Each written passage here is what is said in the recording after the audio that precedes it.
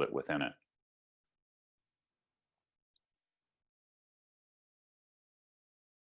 A wonderful Tibetan analogy for this is like when you tie hay up and then you cut the tie.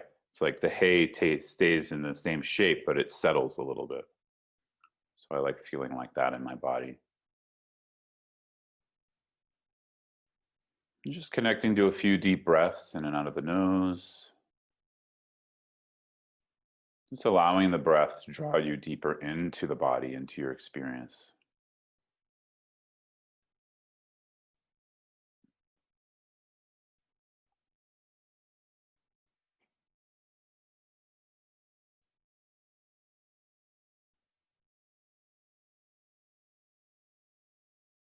And so, what part of the body do you feel the breath the most? Do you feel it more in the chest or in the abdomen? Do you feel it more at the tip of the nose? Just noticing that, allowing a curiosity to develop towards the sensations in the body.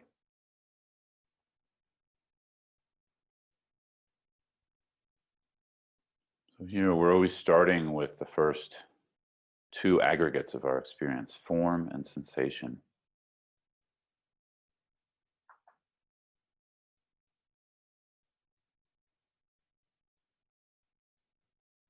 So we're going to mainly continue with a practice of stabilizing awareness in the present moment, or what's commonly known as shamatha, calm abiding practice. Before we do that, just noticing the sensations in your body, allowing the sense of connection to them. Just starting with that place that you are relating to with the breath. And allowing that to spread from there into the legs, feet, rest of the torso, arms, hands, throat, and head. And so as we continue to breathe, we continue to connect with the body in its fullness, the sensations in the body in their fullness.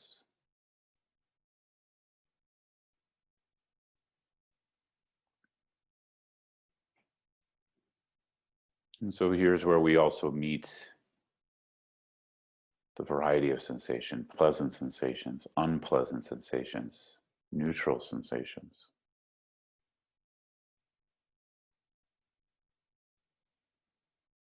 And just allowing the breath to pass through these sensations, just attending to them briefly, which might mean some acknowledgement of anything that's unpleasant.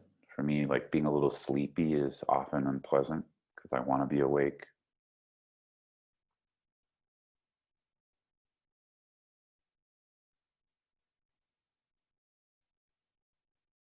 So just acknowledging, meeting, feeling, and being with.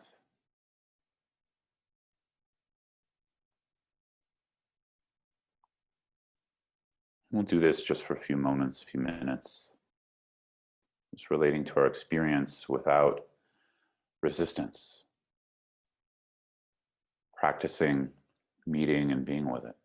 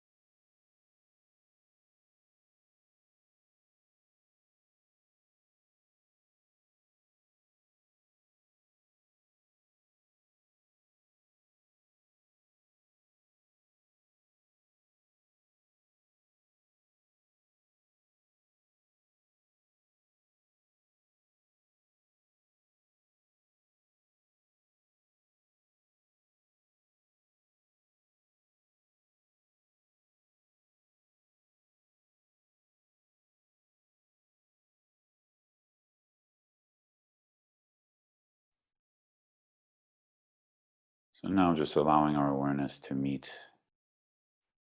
a wider scope of our experience, maybe including the rest of our perceptions. Here's where I like to meditate with my eyes half open or fully open, just to not block perception. So we have our sight, hearing, smell, taste, touch, and all of the conditioned patterning arising in the mind, our relationship to our perception, form, sensation.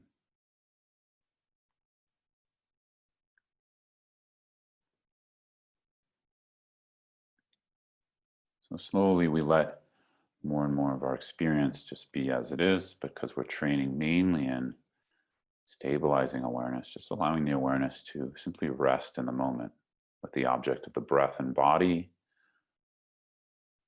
another object or support you're used to, or simply just awareness itself without a support.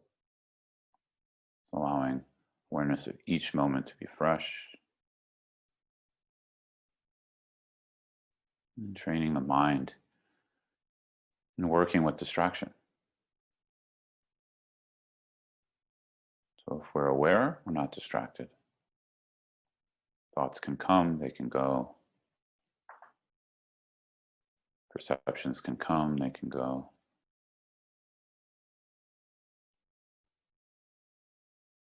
Of course, if we notice we've gotten lost in thought proliferation around a certain perception or around a certain thought that arose, that continues into a second, a third, a fourth thought, suddenly we have a whole narrative going.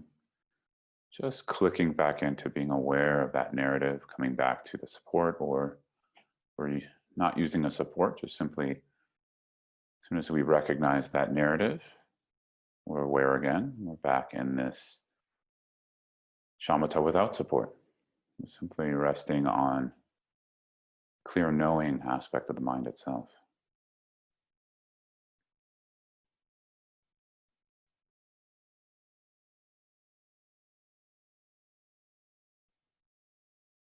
And so we'll practice like this for another 5 or so minutes.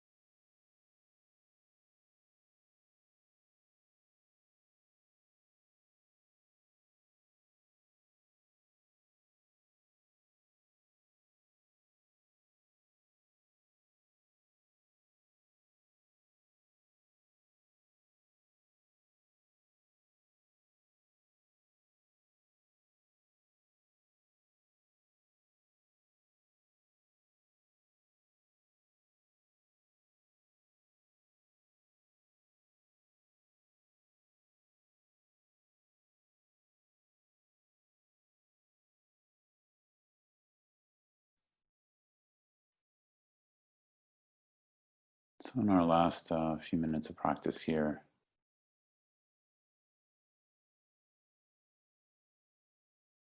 we're just going to allow the support to shift to a brief practice of loving kindness, generating an open heart, curious heart towards ourselves, towards others, towards the Dharma.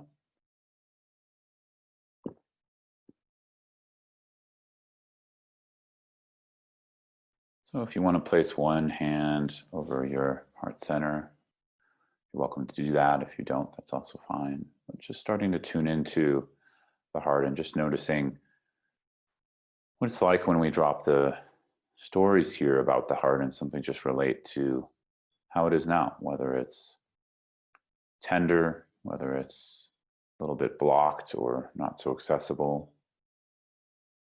And heart here has all of the components of our warmth, our care, sometimes holding our sadness. So of course, love and compassion can blend here, compassion being the act of moving towards suffering or sadness, whatever is arising. Love being the act of just embodying a sense of warmth and care for ourselves and others.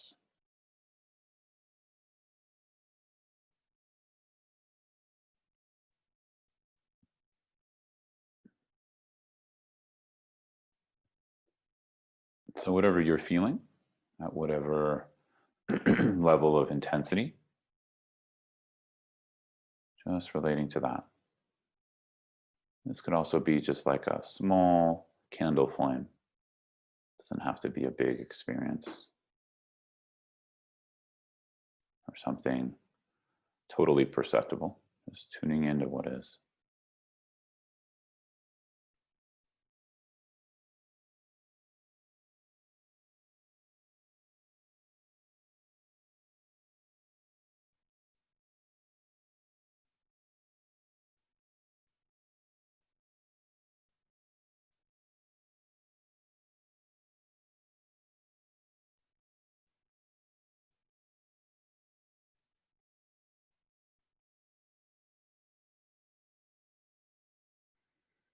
And as we move into the opening chants,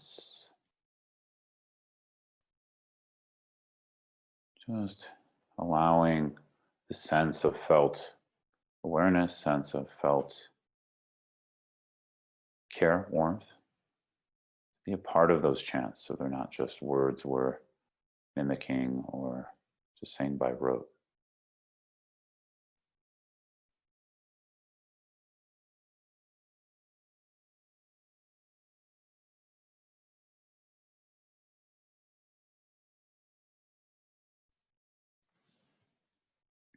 So we'll recite Refuge and Bodhicitta.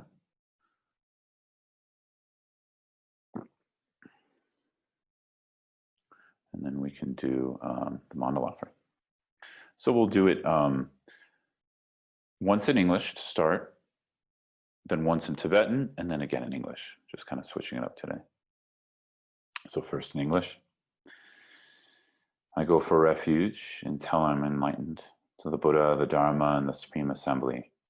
By the merits I create through listening to the Dharma, may I become a Buddha in order to benefit of all beings. So as we recite the Tibetan, you can reflect on the English.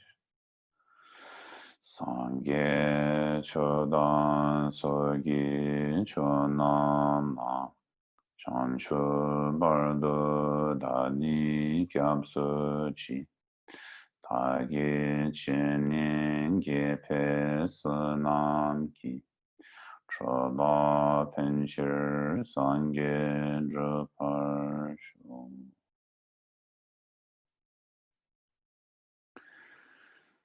In English, I go for refuge until I'm enlightened to the Buddha, the Dharma, and the Supreme Assembly. By the merits I create through listening to the Dharma, may I become a Buddha in order to benefit of all beings. And then, in English, the mandala offering. This ground, anointed with perfumes, strewn with flowers, adorned with Mount Meru, 4 continents, the sun and the moon. I imagine this as a Buddha field and offer it.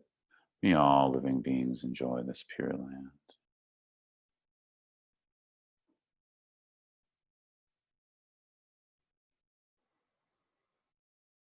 So just adjusting our motivation to one of bodhicitta as we are discussing the Mahayana teachings, and more specifically the Mahayana teachings on lojong, mind training. So if we're a practicing Buddhist, allowing the heart to connect with this motivation and aspiration towards full enlightenment for the benefit of all beings. And this is why we're studying this. This is why we're engaging and practicing it.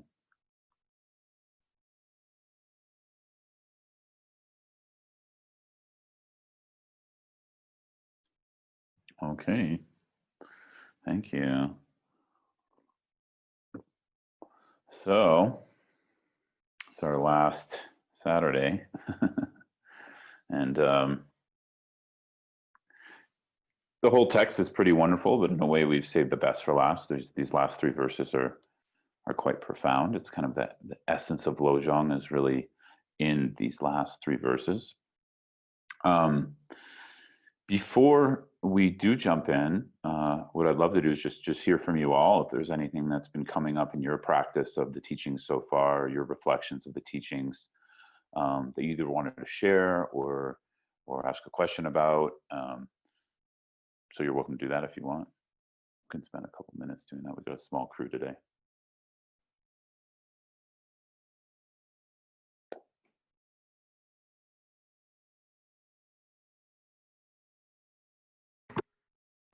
I will just offer something. Sure. This teaching seems particularly relevant now because I am presented with multiple opportunities every day to put them into practice. There's so much conflict in the world right now. And so these teachings are really a good reminder that there's a healthy way kind of process all of that, you know? Yeah. So really relevant. Yeah, awesome. Beautiful. Yeah. It's so interesting to see how like the Dharma is always relevant. Yeah. You know, it's sort of like, yeah, I mean, even though these lojong, we could say they were taught by the Buddha. I think just like they were coalesced later, right, by lineage holders. But you know, they're thousands of years old at this point, right? So, like these lojong teachings, and so it's amazing how applicable they are, and it shows us kind of. To me, it always points back to this idea of, I hold, when I'm looking at the world and my relationship to it and my experience of it, there's these tents. I just kind of, for me, they function as like tents I can think around or reflect around.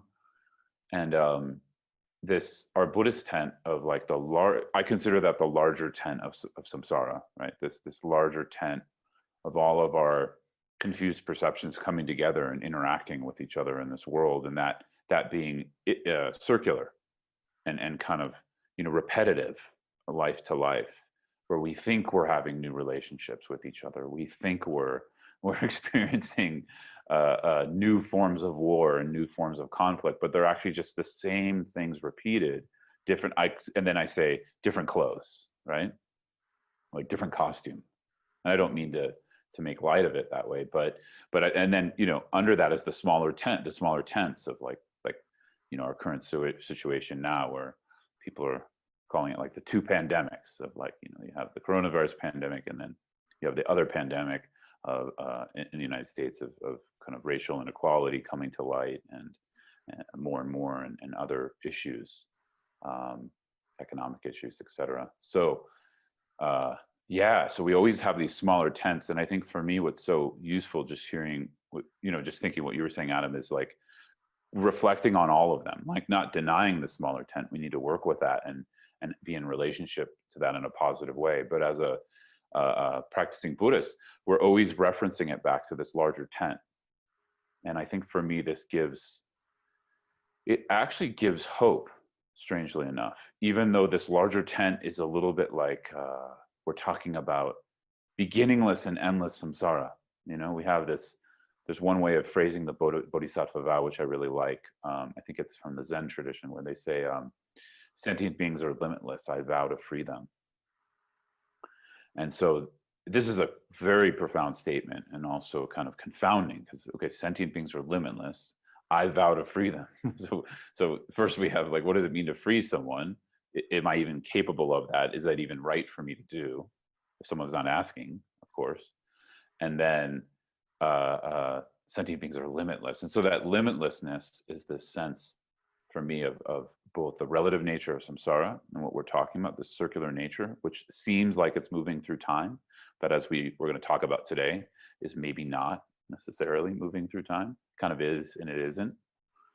And so yeah, and so these lojong teachings, I think they give us the, I don't know if I mentioned in the beginning, but going back to more something practical, they give us the armor to really be with these times, right? And again, that included 2,500 years ago too, like, the armor to be with disruption in what, Tibetans and Indic traditions call the Kali Yuga, right?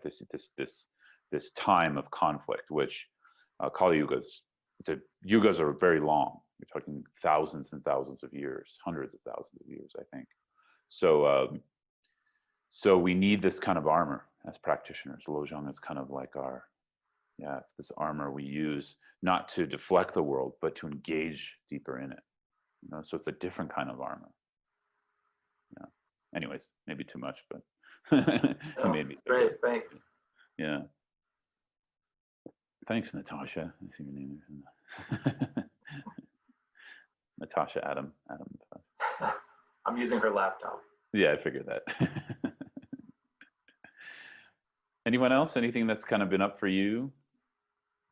It could be things that are both inspiring and adding to your practice or reflection, and also like questions or anything that there's confusion around. It's I was about to thank Natasha too for it's Adam for kicking that off, but it's something similar for me.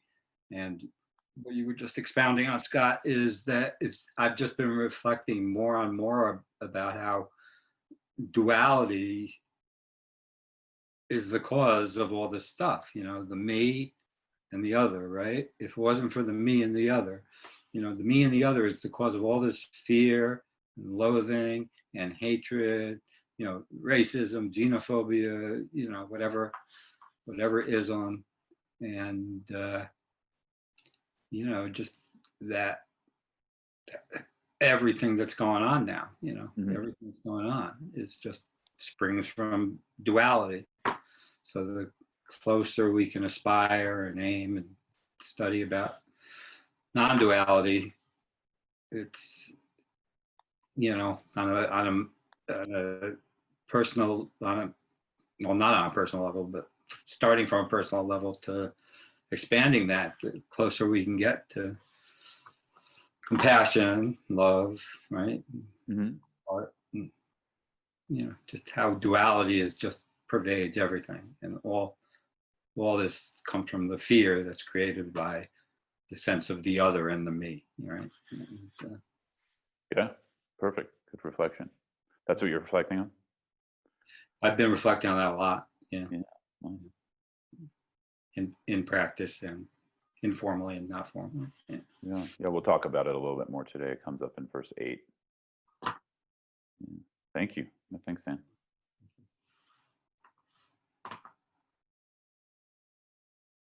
Marianne. I know someone named Marianne, sorry. And Mary. Go for it, Mary.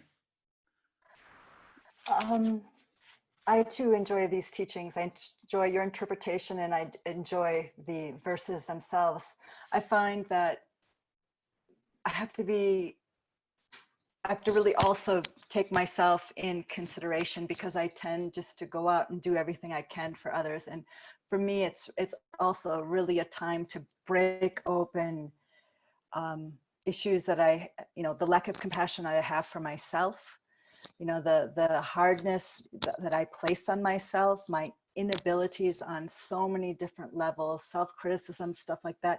That also kind of comes into play. It's always in the bottom. And I find that really also limits my ability to help others. So it's kind of like that's also in the mix as well. So it makes it really fun.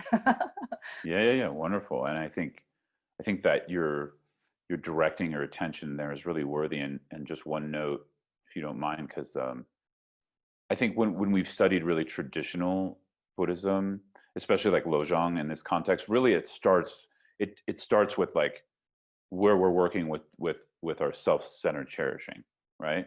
And then it, of course, is in relationship to others and how we interact in the world. Where, like I pointed out the last few weeks, a lot of us just in modern society, we actually need preliminaries for that. And I'm not saying that's an absolute. I'm not saying everybody needs that. Some teachers may disagree with me whether we need that or not, because of course there's the risk that goes into too much, like where it goes up into this endless, healing process of healing ourselves, which is not what Buddhism is really doing at its essence. But I think just recognizing it once we understand the Dharma as a preliminary step, and we start including it, we can actually do that with bodhicitta. So that was kind of what I really wanted to say was, I always felt this discrepancy, like, is it okay to heal myself? Isn't that selfish? Isn't that sort of, not Dharma? And then I realized, well, if I'm not capable of doing this Dharma, whatever that Dharma is, that practice, if I'm still caught up in my own shit, what's the point, And so I think it begs that kind of question. But what I realized through some reflection was I can still include it within my Mahayana path. So it's like, and it actually goes with what the teaching is actually saying, in my opinion, in my experience, which is when we're talking about bodhicitta, we're talking about an interconnected whole, right? That's what, Dan brought up, and Adam to a certain degree, and you as well, Mary. And so, I think I'm preaching to the choir here, but, there's this sense for me when we separate it out, we're like, oh, I have to do this thing for another person. Actually, it's not really going with the spirit of the teaching, because it's not recognizing like this sense of interconnection and interdependence. Now, of course, also when we're too focused on ourselves, that's also not recognizing that interdependence, obviously. That's the more obvious one, I think. But I think when we're denying ourselves out of some stoic kind of, kind of strange altruism, like not Buddhist altruism, then it cuts us off. And then I think it cuts us off from emptiness, actually, in my opinion, because emptiness has to be found within the relative as well. And that means within our own experience and within the fluidity and space within our experience. So I don't know, that's just some of my notions. And it may be like a cultural thing too, like just a different approach for us culturally. But I just wanted to point that out, that we can do it with bodhicitta too. So it doesn't have to be selfish. It's like, hey, just being honest about me, I don't know what you're struggling with, Mary, but, I don't feel like, now I have a different experience. I do actually have love for myself most days, or some kind of care or warmth, but I didn't have that always. And so it's just recognizing, oh, I can grow care for myself in connection with bodhicitta, because the care I grow for myself is going to be the care I can offer. So it can be this aspect of, okay, if I don't work with these patterns, and they're limiting my awakening, how am I going to benefit others through awakening? Now that's I think the debate is whether our low self-confidence, in my case, whether that does hinder our awakening. I think that's a question. That's a question I've been asking for 20 years. For instance, like you have figures like Milarepa and others who struggled with that, even within heritage Buddhist communities, and that's been an ongoing question for me. Is like, do we need to go outside the Dharma to do this? Like, do we, and this is a big point of debate. Do we need to involve Western psychology to heal ourselves and then do Dharma? Can we do them both? Do we just do Dharma? And I don't know if there's like an answer for that. I think some teachers are pretty adamant not to use psychology and not mix it with the Dharma. I think it just depends how we're thinking about it and our clarity, whether we understand the methods we're applying and when and how. But everything can be done with bodhicitta, and then it becomes Dharma. I don't know. That's what I've been told by my teachers. So you know what I mean? So it's kind of like another way to think about it, that bodhicitta, it upgrades everything when we're involving it in that. So I don't know. It's just some reflections, Mary. What do you think? Oh, you're muted, yeah. Scott, I think that listening to last week's session, something that struck me was how you said the fact that we listen to the Dharma or that we come to the Dharma is out of our self-love. Yes. We do it because we have a sense of love for ourselves. And that was a bit of an aha for me. I was, oh, cool. Yeah, we're doing it for others, but we actually come to it because we have faith in ourselves. Yeah. To do it and in each other, doing it as a corporate, as a sangha as well.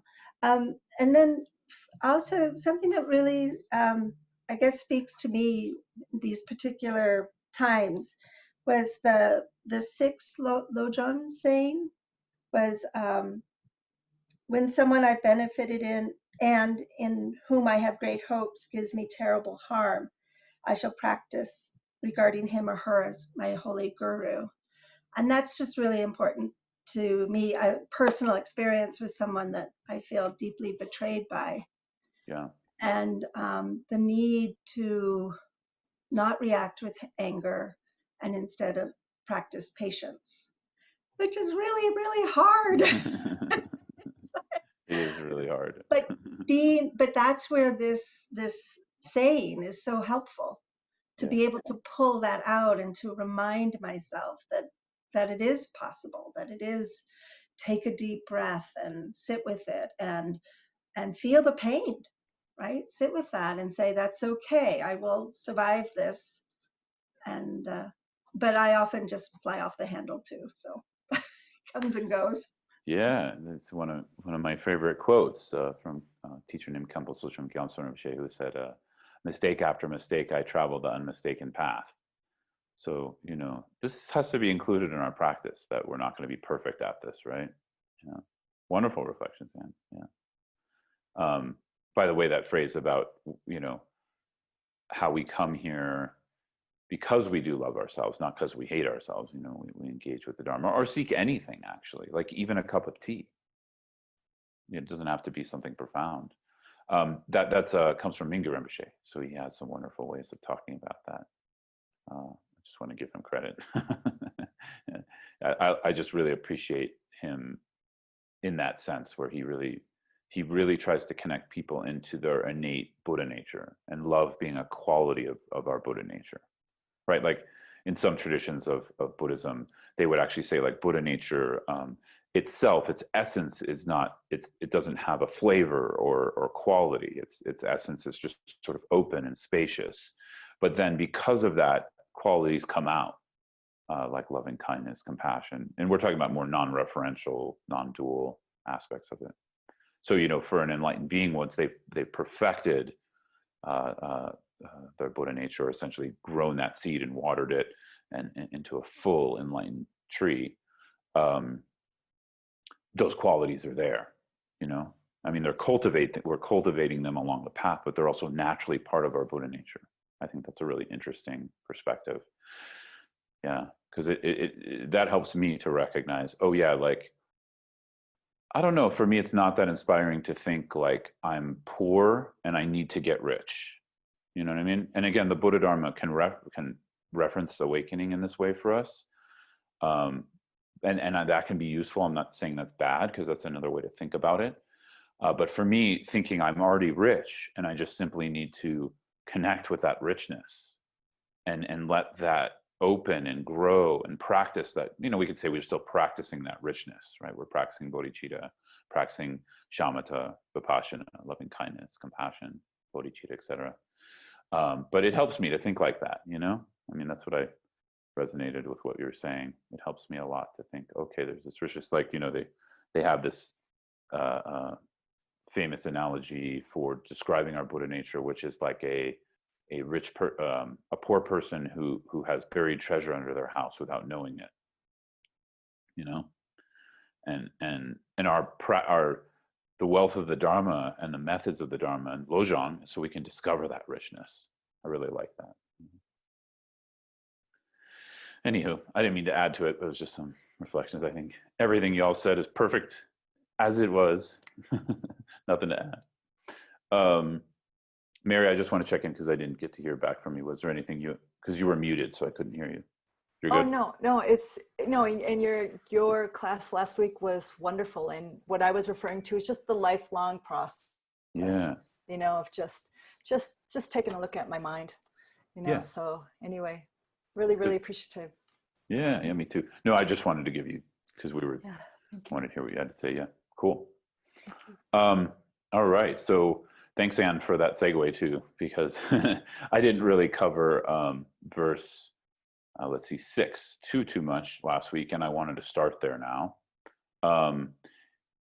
So just kind of really brief recap where we are in the lojong now, which is really in the heart of it, of understanding our self-centered cherishing as something that harms us and others, as something that is actually not helpful and keeps us basically circling in this thing we call samsara, circling in our 3 poisonous delusions, craving, aversion, and ignorance, and circling in behaviors that don't help us and don't help others, right?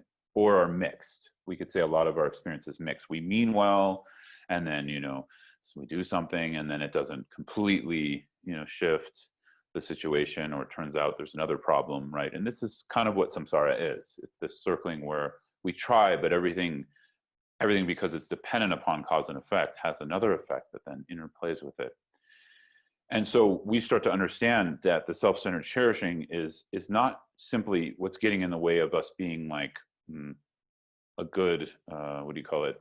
I think I mentioned it last time as a joke, like a good nonprofit, or what do you call it? Like when you're can't think of the name. Please, someone help me.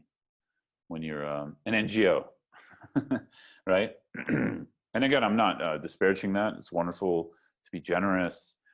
In Buddhism, obviously, we're just practicing generosity on a relative level. But lojong is asking us actually what it's informing us and then asking us to practice is a little bit more of a mature version of that. Because we see the problem is samsara for ourselves and others. The problem isn't that actually, ultimately, the problem isn't that people are hungry. That's a temporary problem, right? And that temporary problem comes about because of karma and confusion. And again, this is something that really has to be, obviously we have to study, we have to reflect, we have to meditate on this over years, because this is not an easy thing to understand. And also, in some of us, we might just notice resistance when we hear that, because even the term karma, I feel after 20 years, I'm only just starting to understand it. It's a very difficult thing to understand. I think it's not that hard to understand just as cause and effect, and as like sort of a subtler level of cause and effect, but we can't see it. We don't have proof of it other than, we see the results of things, and those ripen, right, in us and others in the world. But it's a tricky one. So really, karma, the understanding really comes about the more we study emptiness, in my opinion. The more we reflect on emptiness and meditate on it, karma becomes more and more clear. And this may seem like an oxymoron, but when we get to the verse on emptiness, we'll talk a little bit more about that, about why these two go together.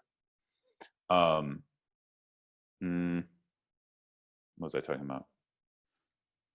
Yeah, so here in the text, we're kind of it's asking us to reflect in a deeper way, to more reflect on this bigger tent. And then so we understand self-centered cherishing and our grasping with that, and our habitual pattern with that, as within the larger tent, not within the smaller tent, right?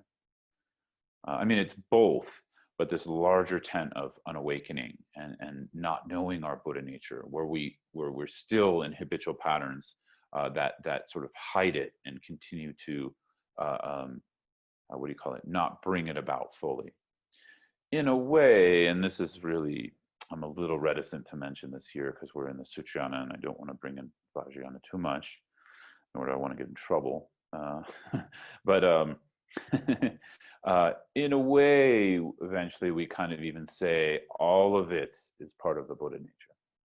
But that's a very kind of lofty statement that has to be understood in context. Meaning, like, yes, right now we're saying anger is delusion, but anger also has an energy of anger is also empty of true existence. Anger also has an energy to it that when we strip away the duality, it can have potential as well. Not the anger itself, but the energy within it. But this is more in Vajrayana teachings. But I find it helpful because we just understand what we're doing is employing temporary means here to understand. And so we're treating the delusions kind of as adversaries at first, but eventually we realize they're not adversaries at all because we realize their nature, right? And that's the whole point. That'll come in verse 8. So verse 6, so again, just contextualizing a little bit, reminding us we're in the context now of really understanding self-centered cherishing as something that harms others and ourselves. And self-centered cherishing is not the same thing as when we actually like ourselves, right? Like when we, I hope that's very clear by now, that it's okay to like yourself, it's okay to love yourself and have warmth and care for yourself. Self-centered cherishing is when we're preferencing ourselves over another, right? Is when we're enclosed in this kind of self-enclosure of me, right? Sonia Rinpoche likes to say this mantra of "What about me?" like all the time, like "What about me? What about me?" And that's the thing in this situation. So for me, that's one way I've grown to track self-centered cherishing in my life, when I'm behaving from a perspective of "What about me?" And we have to be gentle with this too, because what we're probably going to notice is 99% of our interactions are coming from "What about me?" At least for me, right? I mean, I've noticed that so many of my interactions, it's like, whether it's making a meal or whatever. And so in those moments, we have a choice to practice lojong, right? We have a choice to sort of shift that. But if we notice it and we go into our like self-deprecation, oh, I'm such a bad Buddhist. Oh, again, with this self-centered cherishing mind, I'm so bad for this. We're never going to be able to switch it into action, right? So it's a tough one, so it's like, again, some just little advice here that I like to use is, I notice that self-centered cherishing. I'm like, okay, it's there.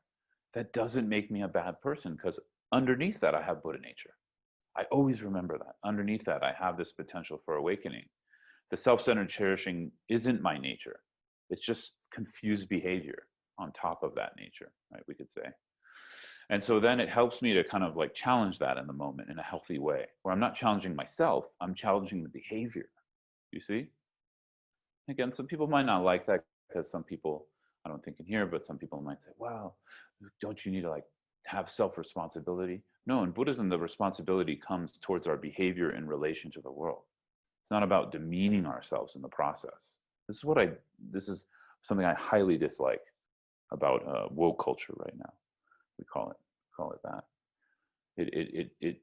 It wants to always reference the person in a solid way. And this isn't just woke culture, it could be the opposite of woke culture too. And by woke culture, I mean sort of this idea that we're not in this together. This idea that what's the word? It's not about self-responsibility, because that's also a part of being in this together. But it's this idea of like, it's a very moralistic idea of good and bad, right? Rather than actually, we're all very nuanced and fluid, moving beings where there's benefit and harm happening. There's both. I could probably find in any human being you give me, including a murderer, I could find a behavior that's beneficial. If we track their life, we can see they've probably been generous at certain points to somebody. It could have been a cat, right, or something, right? So this moralistic idea of strict good and bad is over, in my opinion. We're moving into a new period.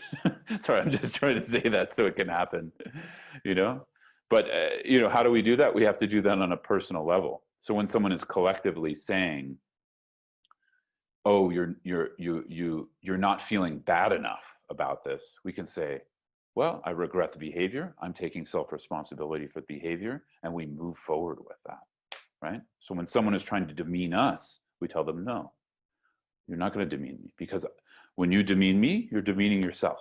So it also goes both ways, right? So anyways, so into verse 6, when someone I have benefited and whom I have great hopes give me terrible harm, I shall practice regarding him or her as my holy guru. So this is a very loaded verse, right? And now again, if you're a practicing Buddhist, especially Tibetan Buddhism, I don't think you're going to have too much of an issue with the word guru, but because other people might be listening to this recording, I wanted to talk about the word guru a little bit. So guru is one of these words that, again, it's very sad that it's getting, I would say it's sad that there are people who are in the role of guru misusing their power and therefore creating this problem. I don't think the problem comes from people attacking that. I think the problem comes from someone misusing their power and therefore making the word guru and the idea of guru a person who has power, spiritual realization that they can impart to us through teaching and other means. It demeans through people misusing that and being in those roles who actually are misusing those roles. So that's just clear and obvious. I just want to put that right out there. But then, of course, people then misunderstand guru because they think, oh, it's just some person in a power trip who's, you know, trying to rule over us, right? But guru actually, in its essence, it doesn't just mean a person. So this is what I think becomes really helpful when we think of it. Guru is a principle that relates to this idea of something that's weighty or heavy with spiritual realization. And spiritual realization is very specific in Buddhism, which means bodhicitta, basically. It means this realization of how their nature of mind, their connection to the realization of shunyata or emptiness connects with the relative aspects of compassion and love and how that's displayed. So an actual guru, when it's embodied in a human being, is expressed through love and compassion. That's how to tell if someone's actually a qualified guru. Because we can't see their realization, but we can see their behavior. We can see how are they interacting with others, how are they treating others in a general way, right? And then, of course, the term is bigger than that. In the Vajrayana traditions, for instance, we have 4 types of guru. We have the root teacher, which is a physical person, someone we've connected with who does have these qualities, who actually is qualified to be labeled guru through having developed a non-referential compassion, non-referential love, all the qualities of the Mahayana path, as well as the realization of emptiness. These kinds of people are qualified to be called the guru in the Mahayana teachings. And then from that, we have the lineage gurus, the women and men who have also done the same and who act as figures passing down the lineage. It's not about holding power. Power is just inevitable when you realize emptiness. It's just part of it, right? Because you've gone out of the structure of what disempowers ourselves and others, which is dualistic thinking and clinging. So they've gone out of that structure. So of course they're going to have power. But because they have non-referential compassion and love developed with that, an altruistic mind, bodhicitta mind, they're going to be able to use that inherent power for good, right? So there's not really a problem with power here. There's a problem with the intention for how one is using it. So the lineage lamas, lineage gurus, the women and men, and I include women here because there are women in the lineage. They just haven't been given as much credit, unfortunately, in historical records. But they're there. Some of them have, Machik Lodron, Yeshit Sogyal. They've been given a lot of credit, but there's many, many others too. So we have the root teacher, lineage guru, and then we have the guru in phenomena, which is just as we awaken, we recognize more and more the nature of phenomena, that the nature of phenomena is interdependent. It's not independent and permanent. And then this is all recognized through the 4th type of guru, which is our nature of mind, which is our own Buddha nature, we could say, right? Our own quality that may be hidden or what do you call it? Like hidden or kind of in hibernation right now, but can be brought out through the Dharma. So to me, when I read the word, when someone I've benefited and whom I have great hopes gives me terrible harm, I shall practice regarding him or her as my holy guru. I think of I think of the Dharma in its essence, meaning that when someone is challenging me, when I'm being challenged by someone, when they've done something, when they've done ill towards me, if I can see them as a teaching experience, it gives me a chance to wake up further into my nature of non-dual emptiness, bodhicitta, right? Gives me a chance to follow that path and to wake up and, you know, awaken and strengthen my Buddha nature. And also when we do this, the reason it gives us a chance to strengthen and awaken our Buddha nature is because we're not putting on more narratives and stories in the samsaric tent. What we're doing is taking away the false narrative, which, you know, again, I don't want to say there's always a false narrative when someone gives us harm. There can be in relative reality, something actually happening there. But the false narrative is that this person is a worthless, you know, again, moralistic judgment. This person is bad, evil, worthless, whatever we, you know, our mind wants to, you know, difficult, whatever our mind wants to project on them. What it's asking us to do here is to actually see their Buddha nature.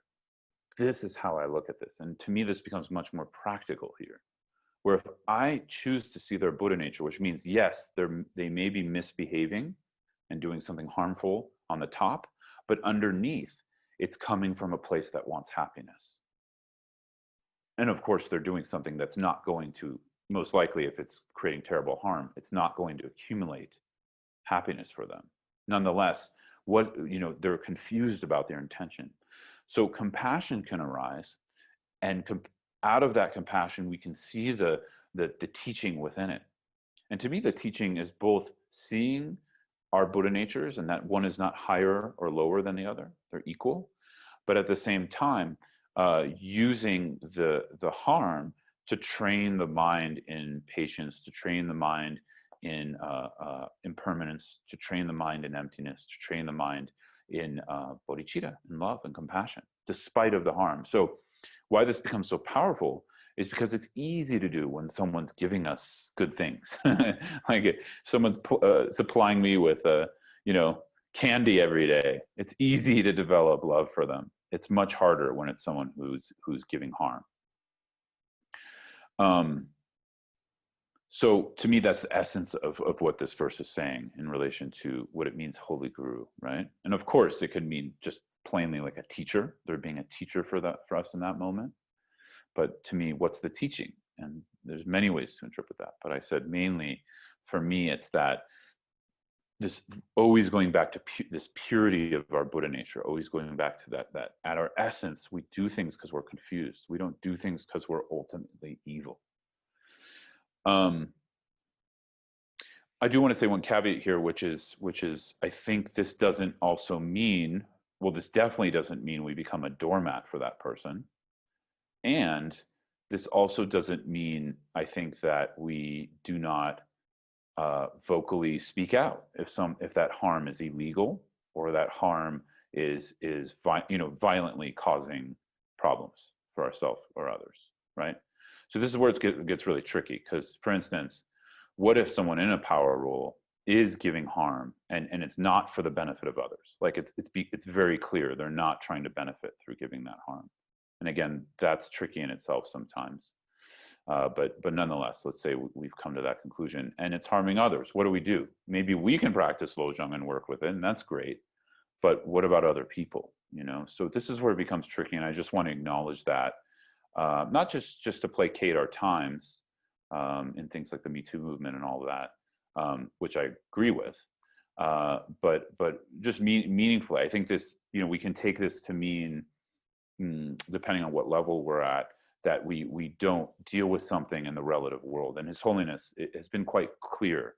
If someone within a power role, or this could be someone outside of a power role too, but if someone's doing something harmful, it's okay to also call the police, right? So I just want to be clear. I think that's kind of obvious, but I don't think it's so obvious how to navigate this practice-wise, because if we're practicing this verse, what do we do? Because on an internal level, we can be working with it as regarding this person as our holy teacher, Holy Guru, a teaching for us, basically. And we can still do that, I think, while calling the police. I don't know. I don't particularly have an issue with that, you know? Now, again, this just depends on what it is, right? Obviously, it's like not all things are equal in this department. But anyways, we can talk about this if there's anything up for you. I think this is actually does become more complex in the modern world. Nonetheless, we'll move on to verse 7. So verse 7, in short, both directly and indirectly, I offer every benefit and happiness to all my mothers. Secretly, I shall practice taking all their harmful actions and suffering upon myself. So here's where we really get to the essence of our lojong practice. Obviously, for those of you who know, this is referencing the famous, popular, meditation of Tonglen. And I laugh because Tonglen is really hard for me. I don't know. I don't know. I think I mentioned this in a previous teaching here. I'm not sure if it's here or somewhere else. I don't think of Tonglen as an easy practice and or as a beginner practice, just to be clear. And again, I'm not criticizing anyone else. They're welcome to teach it to beginners. They're welcome to do whatever they want. For me, I'm not that interested in that. Like advising a beginner to practice Tonglen. And I'll make that clear why. So here, just even in the verse itself, imagine being new to meditation, new to Buddhism, without the foundations of the path, and reading this verse.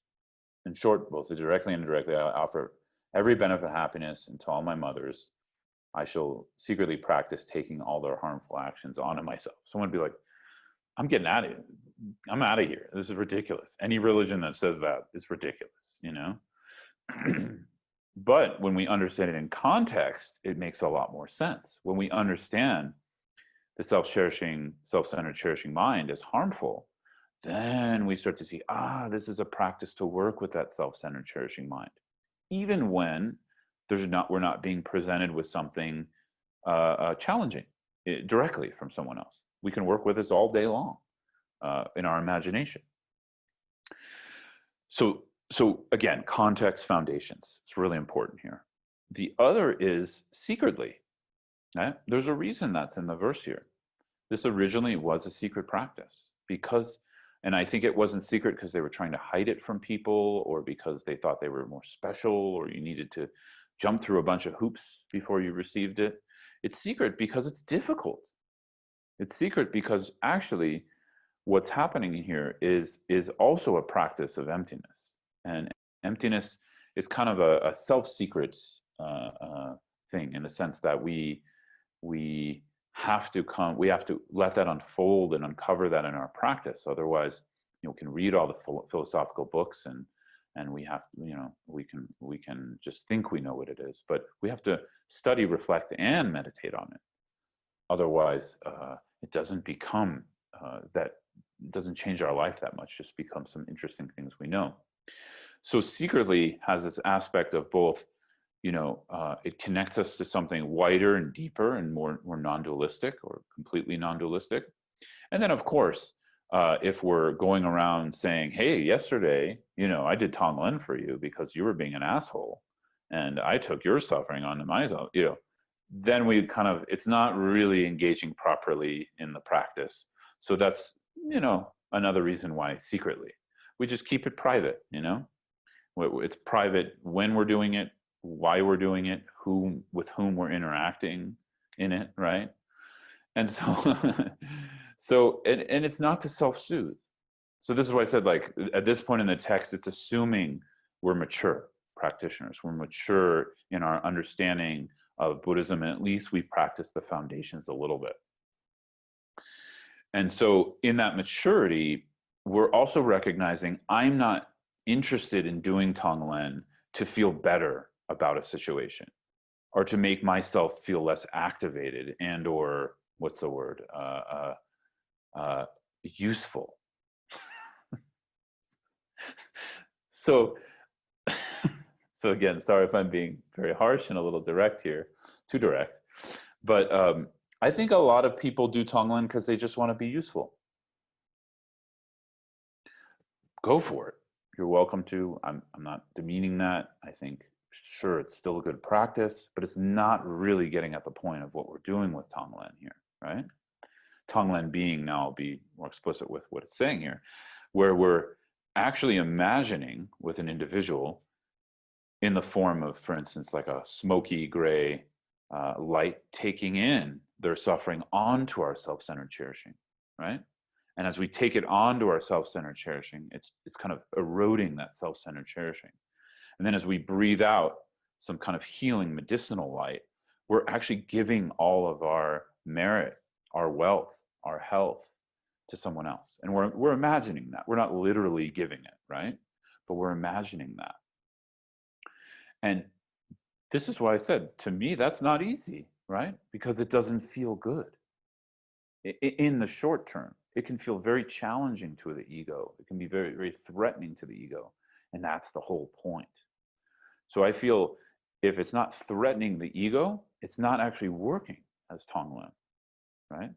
Because the point is not here that we're this like bodhisattva-like being who's taking all of the pain of the world away.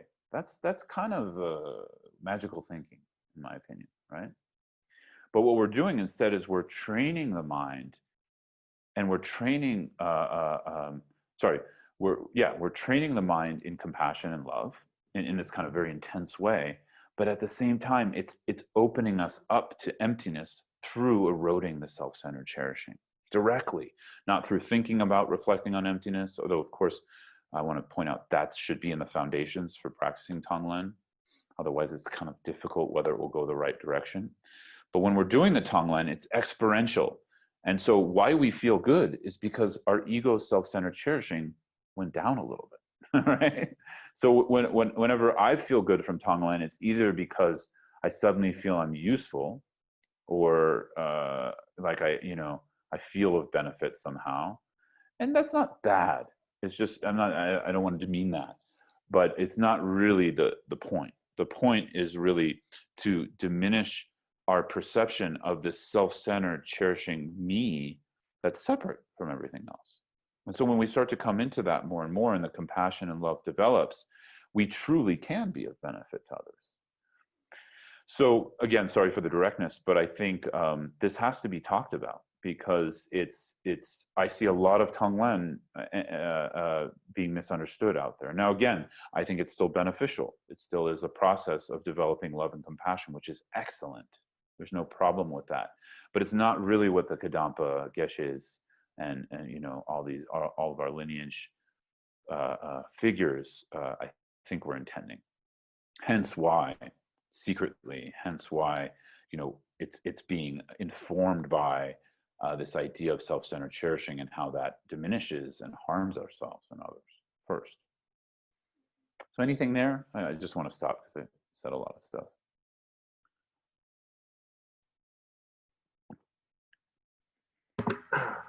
I just wanted to say, Scott, I've been thinking a lot about this based on something you said to me not so long ago, in terms of the relational aspects of emptiness, kind of the interdependent aspect of emptiness, and how these practices relate to that. It's almost like I'm studying music, so I'm studying modes. And modes is just kind of like the same scale with a different context, which gives it meaning. It's the relationship that gives it meaning. Mm-hmm, mm-hmm. And I feel like that's from my perspective what gives these practices meaning. It's the interrelationship between. It's almost like this practice couldn't exist without emptiness. Yeah. Emptiness gives life to these practices. It allows them to exist because of the interdependence, the interrelationships, which we're kind of getting the juice out of those interrelationships. Even though it's not me sitting in the same room with someone practicing Tonglen for their benefit, I think it shows the mind how these things arise based on causes and conditions and these coming together of phenomena. Yeah, definitely. Yeah. Beautiful. Yeah, thanks for pointing that out. And I think that's why, in our lojong text, emptiness comes last, like it comes in the next verse, but it does have to be mutually informed by it in a sense, and it will inform it too when it's done. I mean, that's what I hear in what you're saying. It's like the practice itself informs it because it informs our relationality and lack of like, where do you end and I begin, right? I mean, now I think even Western science, maybe it's pseudoscience at this point, but they're starting to prove like, yeah, like our idea that maybe like I end at where my skin ends and then you begin where your skin ends or whatever is kind of false. It's not really like that. There's lots of other things happening in between us. And that's just on a material, physical level, not even, non-material. So yeah, thank you for that. It also goes to the dichotomy between self-care and care for others. Yeah. They're not mutually exclusive. They're totally intertwined. Exactly. Yeah, you got it. And I think this is where my point in when Tonglen becomes a practice, when those are split off, it doesn't hit the point because it goes into reifying the separateness of self-care or care for others, right? And so what we're doing is trying to break that reification. Again, like in woke culture, and again, maybe I should define what I mean by woke culture. Woke culture is the idea one is being anti-racist, anti-homophobic, anti-sexist, but doing that in a very reified way, doing that through calling out and telling others what they should do and think, rather than working on one's own stuff, right? And taking radical self-responsibility for understanding ourselves as a wheel or a cog in a system. And then we have to work with our own stuff. It's not enough to know it. We have to transform our behaviors and how we interact with the world. Like as a man, I have to transform how I interact with women. I have to transform as a white man how I interact with other races, and how I even, and how I interact with myself in my relationship to how I've been conditioned and how I relate to other white people and how we've been conditioned, as one example. But again, not to get too specific and into relative examples, this just relates to anything and everything in the world. So yeah, I appreciate that. And I think that's where Tonglen can be a beautiful practice to just build more love and compassion, but it's not really the intent of what I think these lojong teachings were saying with Tonglen, where it's meant to erode that division. Because even when we have love, if we have a reified love, it's not going to bring about awakening. It may be a stepping stone for us along the path. Like the Buddha taught loving kindness pretty early on, right, in his teachings. And it's meant to be a stepping stone, but then he introduced emptiness. He introduced not self. But if you don't introduce that, it just becomes another moralistic thing, in my opinion, Anyways, I'm kind of ranting here, but I'd love to hear other people's opinions on this, and also any pushback, because I think this is kind of an open question for me that I'm exploring, and I don't want to be too harsh with it.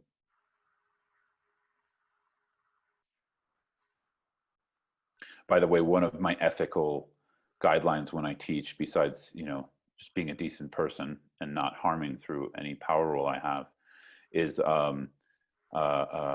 accepting challenges from people in the group, meaning like no one has to believe anything I say and or agree with it, and I welcome challenges and pushback. Not that I think I'm feeling you all have a lot of it, but I just wanted to mention that.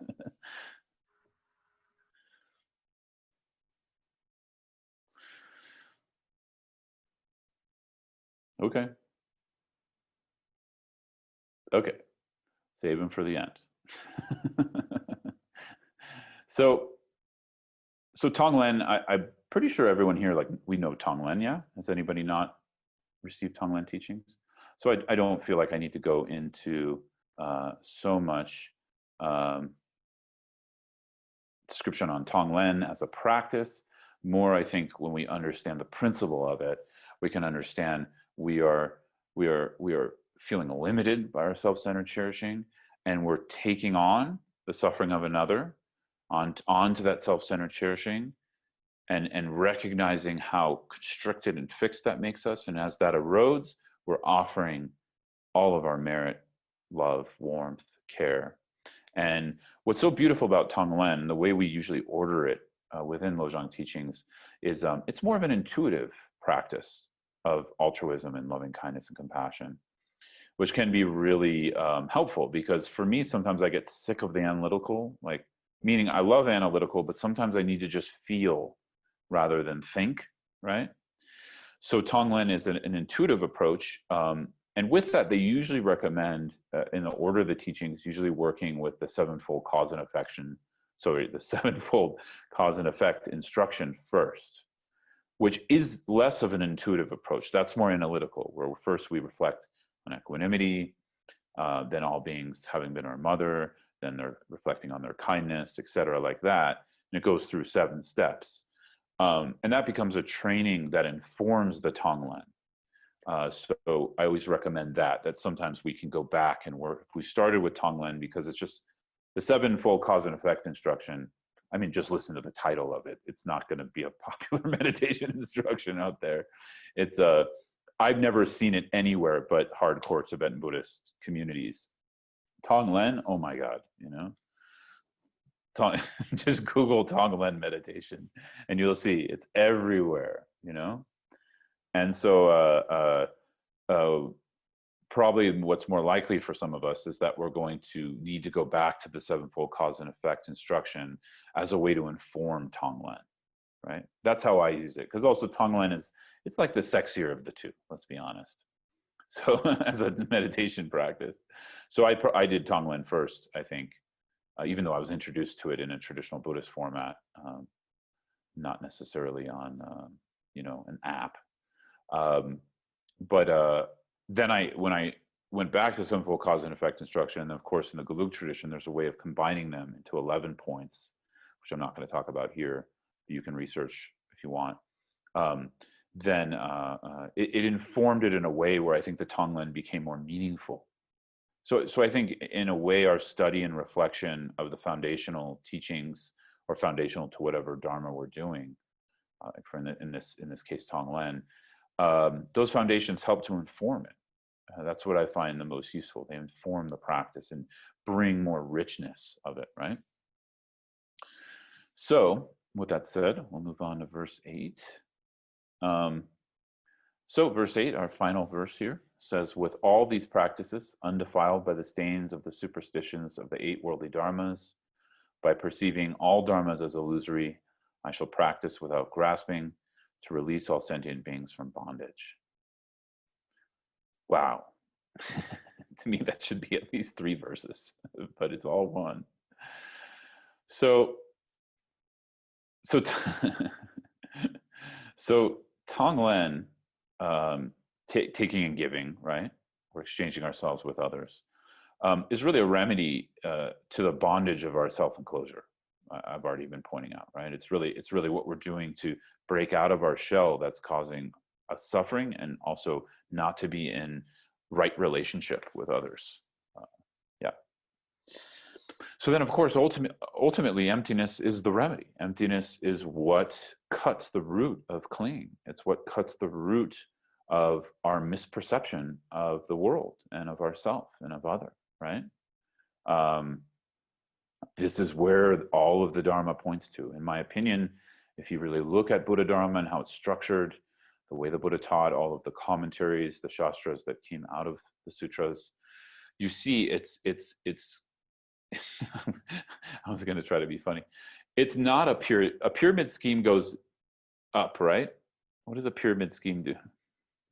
Anyways, I shouldn't use that as an analogy. It's a little too controversial. But anyways, it's like a very beneficial pyramid scheme in the sense like everything's going up to wisdom. It's not going to an individual. Certainly the Buddha is not receiving it, right? But all of it is being funneled into our own wisdom nature. And as Adam pointed out, thanks Adam again, that wisdom nature is not like, it's not self-involved. It's so wide open and beyond the self-enclosure, which is just a misperception in itself, that it begins to involve as an interconnected whole the entire existence. We could put it that way, right? But we involve entire existence by recognizing or going beyond existence and non-existence. And this is where it gets so tricky in the relative sense, because we have such a strong habit of usefulness that in order to be effective, I need to do something physically, verbally, whatever. And again, I'm not saying don't do that. That's useful also. But we also have to understand its limitations, because any solution we enact to solve a problem is going to create another problem in and of itself. This is something to reflect on. This is one of my open questions where I'm looking at,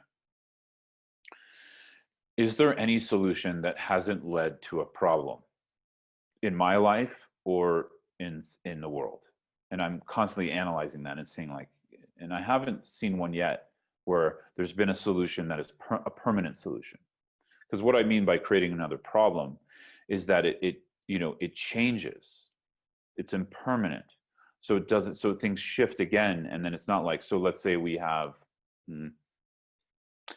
a solution for climate change, it's not like there's never ever going to be a climate problem again, right? It's just because it's interdependent, it's shifting. So when we start to get out of our reified sense of things, we start to get into a wider scope of seeing the interdependent parts of things, which are never ending, right? And so Buddhism takes that into account.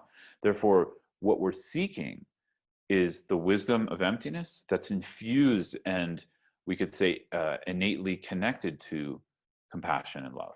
That's non-referential, right? And we could say that's what bodhicitta actually is. It's, of course, this altruistic expression to attain awakening for the benefit of others. But when the bodhi mind is fully realized, it's the full realization of emptiness with all obscurations removed, right? And then pregnant with and having birthed all of the qualities of a Buddha, which include non-referential compassion, non-referential loving kindness, but of course many other qualities as well. And of course this is embodied in the two types of omniscience, where when we recognize and we let unfold the nature of reality, we not only can dwell or sort of non-dwell in that nature of knowing the nature of all phenomena, but also knowing their particularities. And that to me is the compassion aspect, where a Buddha can sense directly without thinking about it. It's just there for them, like just as if looking at a flower, it's plain, the mind knows all the particularities of phenomena, where they came from, what karma is at play, and therefore can interact with beings on such a subtle, nuanced level, right? That's why we kind of call the Buddha like the greatest doctor, or like when we talk about the medicine Buddha, the mantra basically means doctor, but it's really talking about this, of course, a relative doctor, but ultimate doctor is really the point. So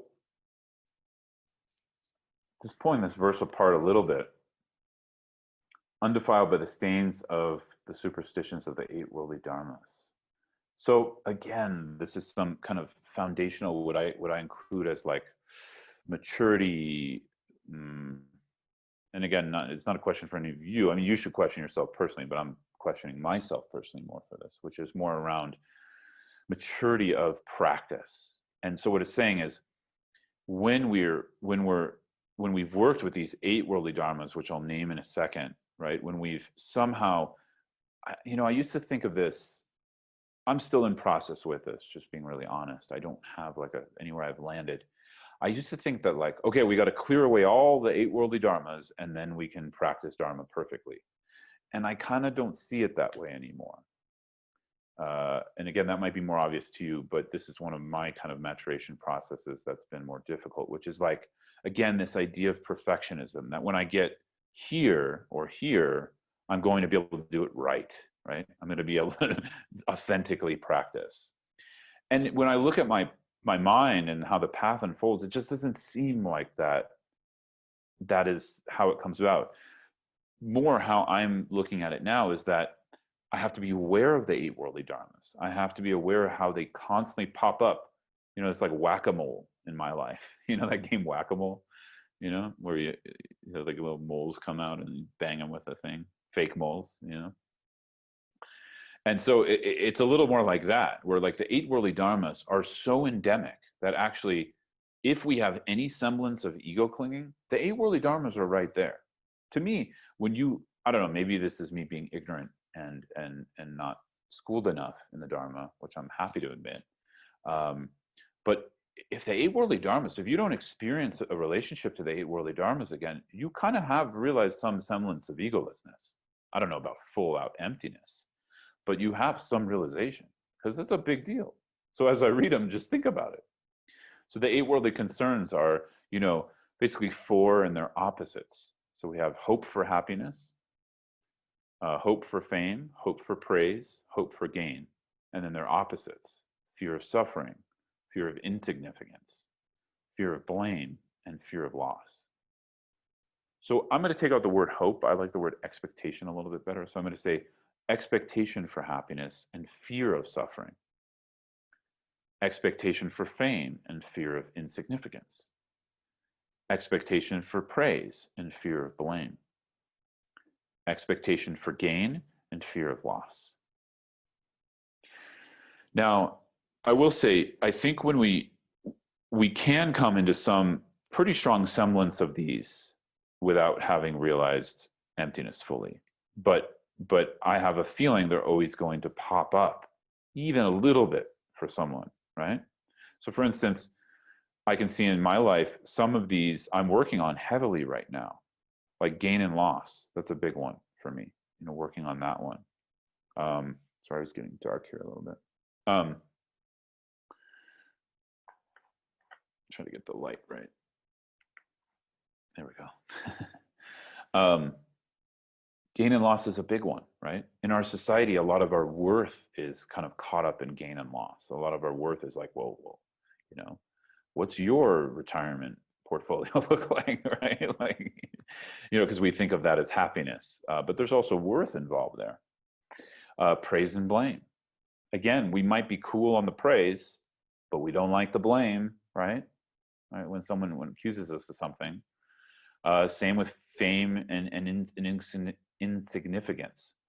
Some of these are harder for, I would say, someone who's in the limelight, and or for Dharma teachers, fame and fear of expectation for fame and fear of insignificance can really creep in, right?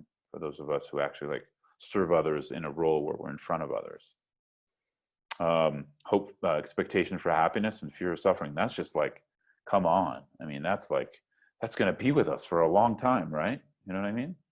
So what I'm advocating here is when we're reflecting on these, rather than using them as a weapon against ourselves, as like, well, you know, oh, that's me, you know, wishing for fame again, right? Like expecting fame again through something. Again, looking at it as like, that's that mind that comes up again.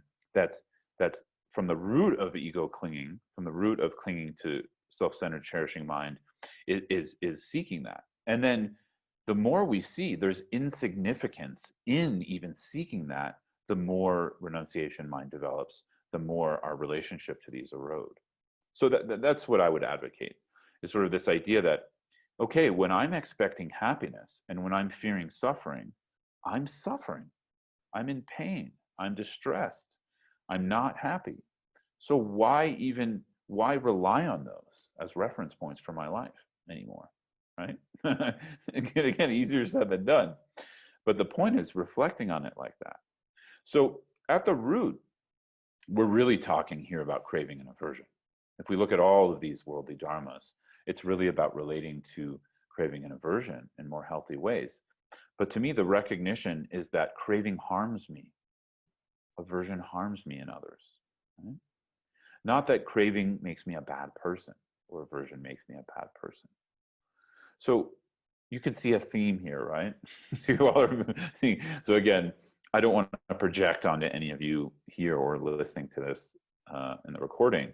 I'm really talking about myself here, right? So you can see, you know, I've struggled with these things. You know, to me, sometimes the Dharma can bring out more of my low self-worth and low self-confidence. And if we can recognize that coming out, it can also be a teaching, right? It can also be a teaching. Oh yeah, there's that low self-worth again. Interesting. Is that what the Dharma is actually saying? Is it telling me I'm a shit person? Or is that just what I'm projecting? And so we start to see our projection, and then we can start to work with that too. But in essence, what we're looking at is what's keeping us bound to suffering and what is going to help us to go beyond that.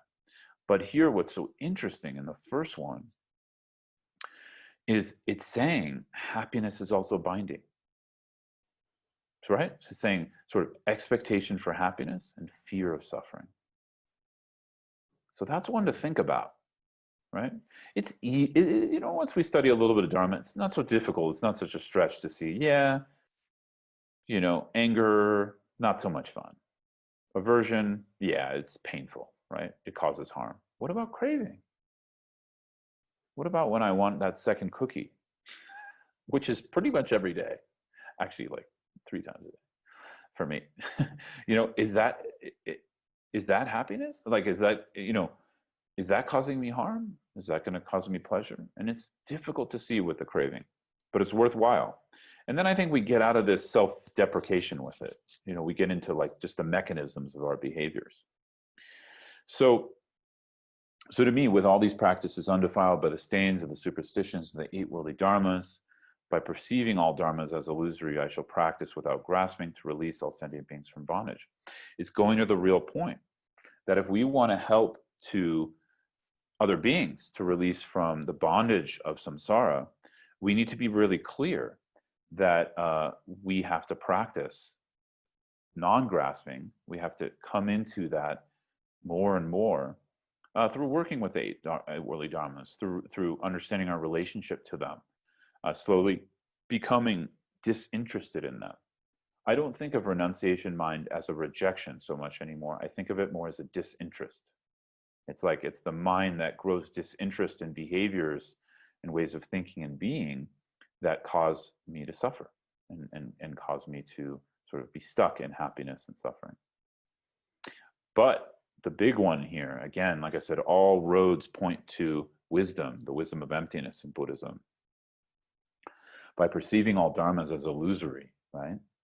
So here's the big one, where, mostly we can see these 8 verses are relative dharma.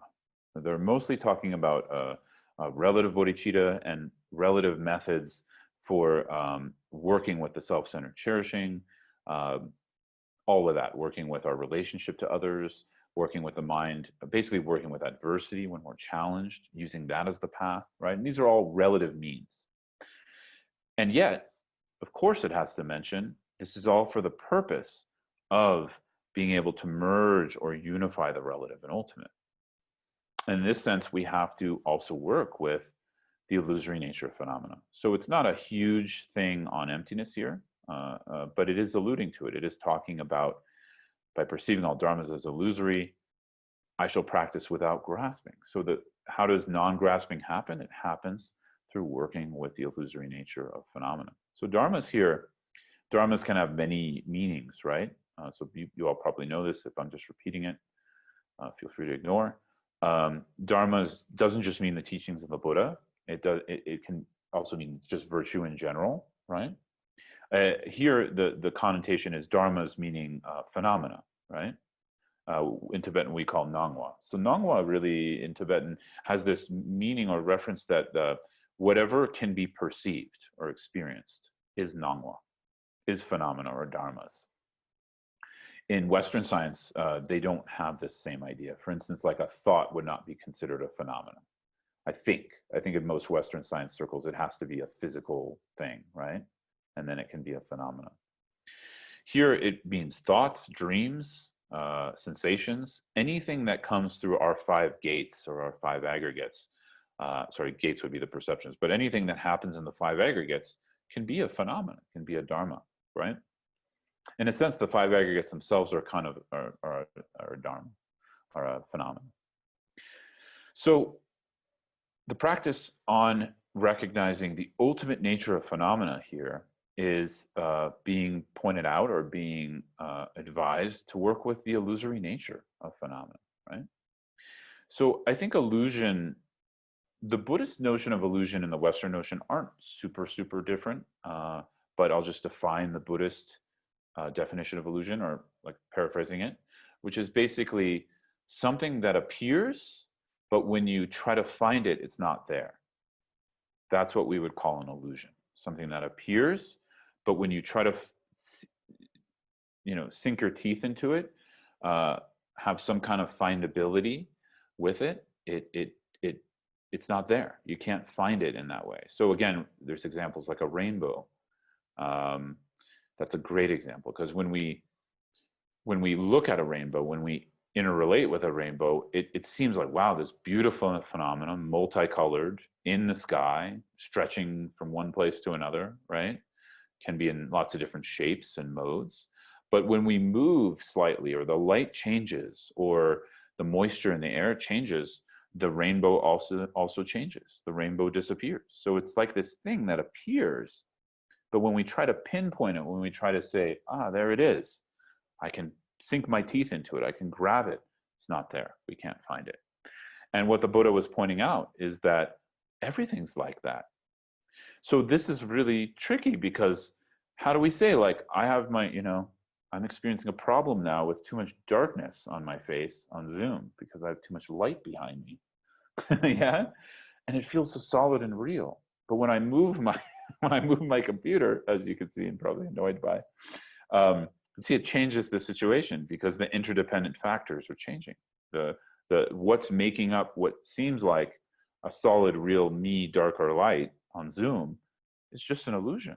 It's based on, and it's dependent on other principles to exist, right? So if something is dependent on other things to exist, can we say that it really exists? That's the question here. Think about that for a second. But I was thinking, actually, I'm kind of joking, but I was thinking more like there's a chair here, like where the computer's resting on. And, when I touch it, I'm grabbing onto something. So I think a lot of people have trouble with this when they first hear it, because like, well, how is that an illusion, right? When you're grabbing it, you're feeling it, it's there. But so here we're not at odds with that, actually. Like,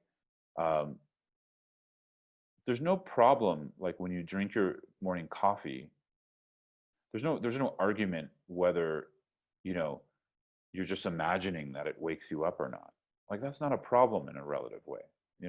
Nagarjuna and Chandrakirti, they were some of the greatest commentators on emptiness in the Indian Buddhist tradition, and of course the Tibetan Buddhism mainly follows Nagarjuna's shastras, right, in his writings and ways of talking about the Buddhist teachings on emptiness in the middle way view. But Nagarjuna, they don't really comment so much on the relative in certain ways. In some texts they do, but they don't comment on it so much because it's okay. Like, they don't have a problem if your, tea is getting lukewarm or whatever, right? And that, whoa, well, how is that an illusion? It was hot and then this and then that. The problem is that the mind is habituated to relate to things as not illusory. The problem is that when we're relating to a hot cup of coffee, and and then we start to crave that hot cup of coffee, and then someone distracts us, and then 30 minutes later we've got a cold cup of coffee. The problem is our mind that fixated around the hot cup of coffee and the craving and our whole relationship to that, which is the coffee, because it's illusory, it can change. It can become cold, it can become hot, it can become digested, it can do whatever. And it's all interdependent and based on many factors coming together. And therefore, when we look for it, when we try to find a locus point, we can't find it. And so this is what the text is advising, is meditate like that, reflect like that. How are the phenomena that you're perceiving right now existing? Like, we're talking to each other in cyberspace. Your faces are pixels on my screen that are moving through the internet. Just think about that for a second, right? And I'm like reacting to your facial expressions and words and micro movements, and how ridiculous is that? Yeah, exactly. Like that I'm reacting to that in any way that would be real or fixed and not illusory. So it's like, yeah, thanks, Adam. Yeah, your brain explodes, and when it explodes, stay there. That's where we practice Chogom, or resting meditation. Right now, we're kind of doing a little group Qigong, which is like analytical or reflective meditation. And we rest when we can't find. But anyways, yeah, so in the modern world, we have so many avenues for recognizing how silly it is to reify and fixate around something, right? And again, I don't mean that as any kind of like calling someone silly. I'm talking about, me and my ideas and behaviors and habitual patterns to believe that phenomena are in any way fixed and unchanging, right? So when we start to relate to the illusory nature of phenomena, it's not that they don't exist. It's not that they don't appear and function. That would be nihilism. It's no problem that this chair is here and it's solid, right? Now, for another being, it's probably not going to be a chair, and for some beings, it's not even solid, right? So that's a whole different, interesting question. But nonetheless, that's not my problem. My problem is that I'm relating to it as fixed and solid, and this is unconscious from a Buddhist perspective. It's something happening in the background, usually unknown or unconscious to us. And then when we study it, we start to get some reference points. Oh yeah, maybe that's happening. Then we reflect deeper and we say, oh, it's definitely happening. And then when we meditate, we're trying to work with and move our relationship. I'm having trouble with the light here. We're really trying to move our relationship to how we're interacting with that thing. So again, if it just stays as an abstract concept, oh yeah, things are rainbow-like, they're illusory, how beautiful, nice, wow. It's not really that useful. We have to work with it when we're struggling, when we're fixating on something strongly through craving or aversion, we try to meditate on that. We try to reflect, is that exactly how it is? Is this phenomena, does it exist in the way it's appearing? This is the question I ask myself all the time. Does this exist in the way it's appearing? And through constantly bringing our attention back to our minds, back to our thoughts and perceptions, we also start to see, where is there a world outside of our perceptions? This is an interesting question. Of course, this goes into tenet systems in Tibetan Buddhism that we study when we study emptiness. We first have to go through the vehicles that question whether there's a world outside our perception, right? We have to question that. We have to relate to that. Mainly this is in the Yogacara and the Chittamatra view. And then we go through that into the window of the middle way view, which takes it further, right? Takes that view even further. But first, it's like it's a stepping stone where we start to see, okay. We start to take kind of this radical responsibility for our situation, right?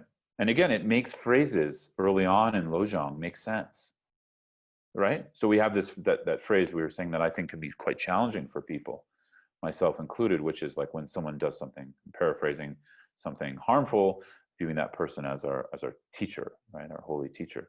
Now it starts to make sense, because if something is illusory, we can play with it in whatever way we want. And so reality from a Buddhist perspective is way more malleable than we think it is. And when we get fixed in our perception, in our relationship to something, and we're not working to erode that fixation, of course it's going to create suffering, because we're trying to box something in that wasn't in a box to begin with, right? So to me, this is the most helpful thing, because emptiness is not the recognition. Yes, it's the recognition of what something is not.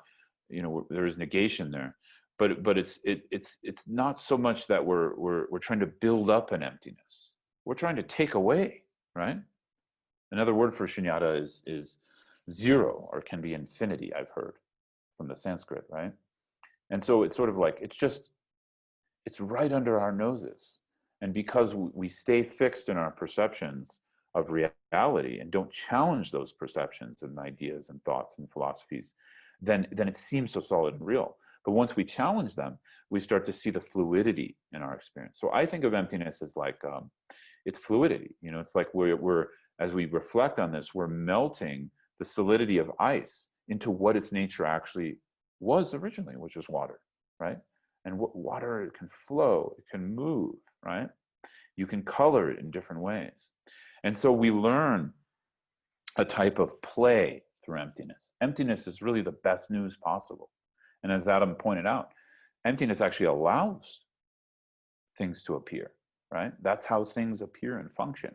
It's because of emptiness. It's not a nothingness. So anyways, I think I'll stop there because we only got 8 minutes.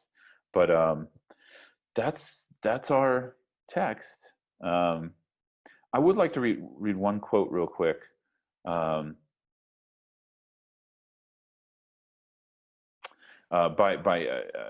He's kind of I just really like this quote. Charles Essenstein, who you know, doesn't claim to be a Buddhist teacher nor even a Buddhist. I think he studied some Taoism, is what he said. But he's more like a Western thinker, philosopher, kind of in the younger generations, probably in his 40s is my guess. I really liked how he said this, though, so I'm going to repeat it. When the self is understood, so quote, when the self is understood as relational, interdependent, even interexistent, then it bleeds over into the other, and the other bleeds over into the self. Understanding the self as a locus of consciousness and a matrix of relationship, one no longer searches for an enemy as the key to understanding every problem, but looks instead for imbalances in relationships. The war on death gives way to the quest to live well and fully, and we see that fear of death is actually fear of life. How much of life we forgo to stay safe. End quote. So this was actually an article he wrote in response to coronavirus and all this. But the first part is very, very powerful, I think. You know, talking about interdependence and interexistent. I like that. I like that word. It's kind of, I think he made that word up. So that's about it. If there's anything on your minds in our last few minutes here, I'd love to chop it up a little bit. Sorry that I meant to leave more time, but I guess I had a lot to say. Definitely don't be shy. Yeah, the whole thing on the illusory nature of Dharma and or the, you know, whatever. Yeah, there's a whole, this harks back to like when we've talked about the Matrix and stuff, but you know, there's a whole just virtual reality. I got a pair of virtual VR goggles for me and for my son, and but it's given rise to a whole online discussion about how do we know we're not in the simulation? How do we know we're real? I mean, it's just, it's yeah, some of it's just wacky, but some of it is pretty wacky. Really interesting. You know, Yeah, totally. I mean, the Buddha's, we've been talking about that for 2,600 years. Exactly. And I think it's old, much older than that too, going into the Vedas and, you know, pre-Buddhist stuff, but for sure. And I think it's just a question of like, what's interesting, what I hear in those conversations is often I think people, they still have theism very, very deep in their perception. Yes. So they're assuming there's someone who's running the simulation. Right. And Buddhists are like, yes, it's a simulation. No one's running that shit, man. You're running it. Right. You know? Right. It's your simulation. Yeah. Yeah. And it's pervaded everything, like Westworld, you know, Yeah. incredibly popular series on HBO. You know, I mean, I saw the Yeah. original Brenner. It was not. That's where I think we're in this cultural moment. You know, these teachings were generally, we're not supposed to talk about them openly unless people have some foundations. But I think people are very smart these days, and we're already talking about it in other ways, you know, very openly. And it's in, like you said, it's in shows, and people are, I think, apt for this. So I think it's, yeah. Thanks for pointing that out. And just one more quick thing, when you were saying, do thoughts count as Dharma, as phenomena? You know, it's interesting because I didn't say do they, I said they do. Yes, they do. They do. Right. Yeah. In It wasn't a question, it was a statement. They do count as, they are dharmas, they are phenomena. Right. But I mean, when you said you don't think, the scientific materialists do not consider them as Dharma. except as how they're measured on an EEG, right? An electron. I guess so. Yeah. Yeah. With the rise of B.F. Skinner, right, and behaviorism, you can't count that as phenomena because you can't measure it or see it or quantify it, right? Being empirical is not enough. Just, they don't count just something that you self-observe. Right? Yeah. Cool. No, thank you. Thanks. And there, I think. Hey. Scott, I have a question just about practicality, or Sure. how, and I have found a number of these expressions or sayings or lojong very useful, and some more than others, but I want to keep exploring the others as well. But how to do that? How do we remind ourselves of this on a daily basis or practice? I mean, these classes have been wonderful. I've really enjoyed them for the last 4 weeks. But now what? What do I do with it? And how do I do it? And how do I keep it front and center? And if you have any suggestions, and I know it's different for each person, but if you have any personal kind of tips or suggestions? I mean, that's a great question. I'm really glad you're asking it, because I think, that's obvious. Making it practical is how we shift, and bringing it into practice. And the whole point of all of this is to put it into practice. Personally, it's because we're talking about, because the 8 verses kind of, in a brief way, cover the entire scope of the Mahayana, actually. Like you could say it's pretty much included. I think it's just sort of working with the arsenal of our studies and learning and keep growing that. And then as we do that, we're naturally reflecting on what we've learned. So making sure each day we're taking time to sit with what we've learned, not just digesting material. So that would include these teachings, like go back and listen to them again, reflect on them. That's why I've been really trying to engage you all, because I want to hear what you're reflecting on, because it shows me like it's going deeper than just like sort of words coming in and out of our ears, right? And to me, that reflection is a really important part, because then it bears fruit to more certainty in what some of these are saying. And then we gain insight into, then when we take it into the formal practice, into meditation, there's something to work with and to grow. So I would say, using what is readily available to you now, like what you can understand and have some certainty with, put it into practice right away. And of course, we have the practice of shamatha and vipassana, like those are the main practices within Buddhism.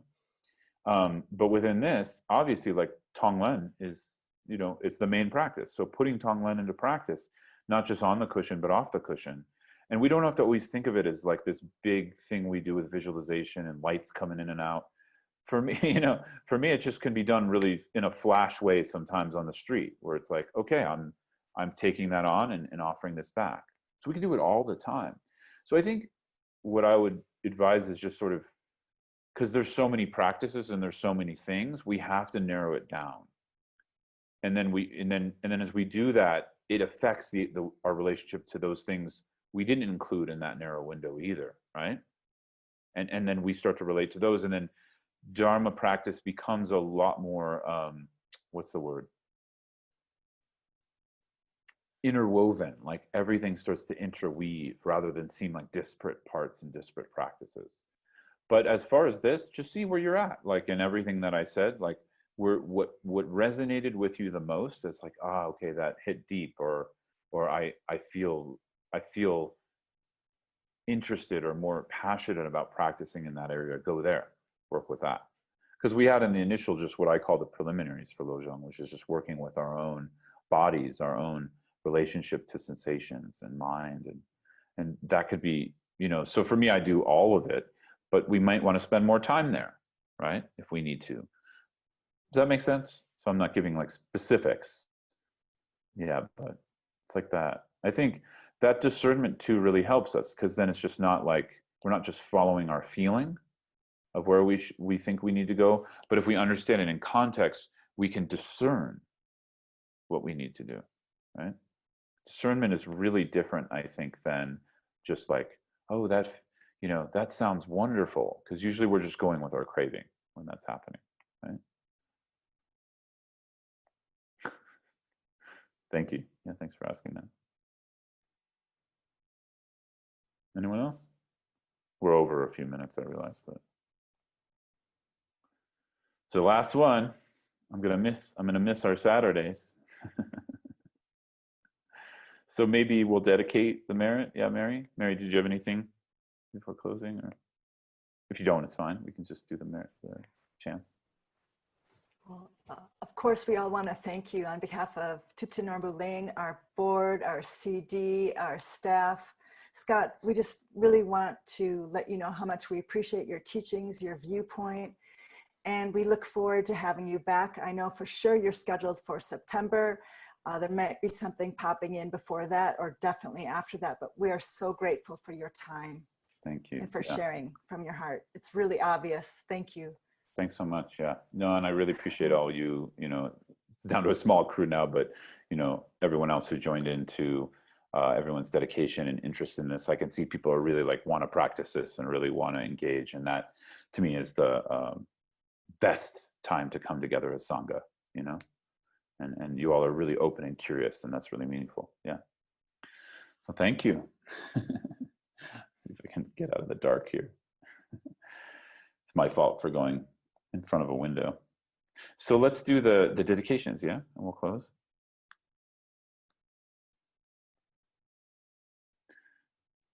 Great, so we'll just do them in English just for sake of time. So just opening the heart once again. We can remember the dedications are also kind of practices of generosity. They're practices of aspiration and kind of sealing through wisdom, mind, all of the goodness, all of the virtue we've accumulated. Due to the merits of these virtuous actions, may I quickly attain the state of a Guru Buddha and lead all living beings without exception into that enlightened state. May the supreme jewel bodhicitta that has not arisen arise and grow. May that which has arisen not diminish, but increase more and more. And then we'll go ahead and read Shantidevas. May all beings everywhere plagued by sufferings of body and mind obtain an ocean of happiness and joy by virtue of my merits. May no living creature suffer, commit evil, or ever fall ill. May no one be afraid or belittled with a mind weighed down by depression. May the blind see forms and the deaf hear sounds. May those whose bodies are worn with toil be restored and finding repose. May the naked find clothing, the hungry find food. May the thirsty find water and delicious drinks. May the poor find wealth, those weak with sorrow find joy. May the forlorn find hope, constant happiness, and prosperity. May there be timely rains and bountiful harvests. And may all medicine be effective and wholesome prayers bear fruit. May all who are sick and ill quickly be freed from their ailments, whatever diseases there are in the world, may they never occur again. May the frightened cease to be afraid and those bound be freed. May the powerless find power and may people think of benefiting each other. For as long as space remains, for as long as sentient beings remain, until then may I too remain, to dispel the miseries of the world. Yeah. Thanks, everyone. So that's all I got. Thanks, Mary. Thanks for hosting and directing all this, Mary. Really appreciate it. Absolutely. And thank you, everyone, for joining. Have a beautiful day. Yeah. Take care. Bye. Bye. See y'all soon. Oh, are you still there? Don't shut it off. I have a bunch of things coming up, so just check my website. There's a bunch of Zoom things next weekend at Tara Buddhist Center too, which is one of Yang Rinpoche's students who started it. Then another place called Wild Heart in Nashville, and then a series at New York Insight on the Heart Sutra. So maybe if people want to study the Heart Sutra a little bit more, some other angles on that, feel free to join. It's all internet, so easy to join. Cool. Thanks.